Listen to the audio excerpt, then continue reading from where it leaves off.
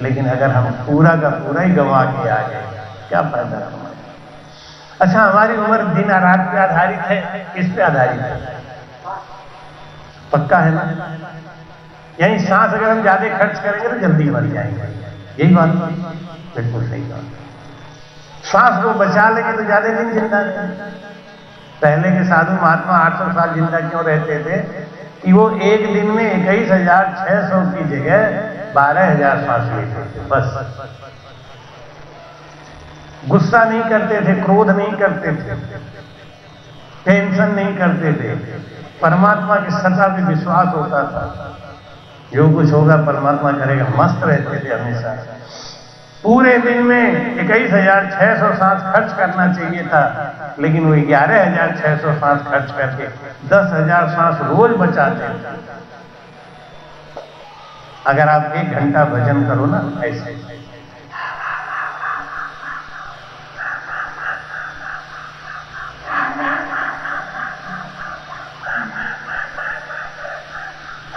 इसको भजन कहते हैं। तो 1 मिनट में आप अधिक से अधिक 5 सांस लें। नहीं तो घड़ी से मिला के देख लें। 1 मिनट में आप 10 सांस बचा लें। अगर 1 घंटा आपने भजन किया तो 600 सांस आपकी बचेगी। 1 दिन में 1 घंटा भजन करने पे 600 सांस बचाया तो 30 दिन में 18,000 सांस बचाएंगे। ये बिल्कुल मैथमेटिक्स है, गणित। हमारे गुरुजी बहुत टेक्निकल आदमी हैं, और उन्होंने जब हमको टेक्निकली ये चीज समझाई तब मेरे समझ में आई, और तब मैंने इतनी बड़ी नौकरी छोड़ दी 15 साल पहले। क्यों छोड़ दी? क्योंकि मेरे समझ में आ गई बात। 1 दिन में 600 सांस आपने बचाया, 30 दिन में 18,000 सांस बचाया, तो 35 दिन के अंदर आपकी 1 दिन की आयु बढ़ जाएगी। और आपने 10 साल अगर भजन किया तो मोटा मोटा 120 दिन आपकी आयु बढ़ जाएगी। 4 महीना दुनिया का कोई आदमी आपको 1 घंटे की आयु नहीं बढ़ा सकता। लेकिन ये टेक्निकली बिल्कुल फार्मूला से फिट है, अगर आप ऐसा करते हैं तो। अब 1 घंटा तो भजन किया और 6 घंटा गुस्सा किया, क्रोध में, गुस्से में हमारी सांस बढ़ जाती है, हमारी आयु कम हो जाती है, डायबिटीज और बीपी के मरीज हो जाते हैं। जी।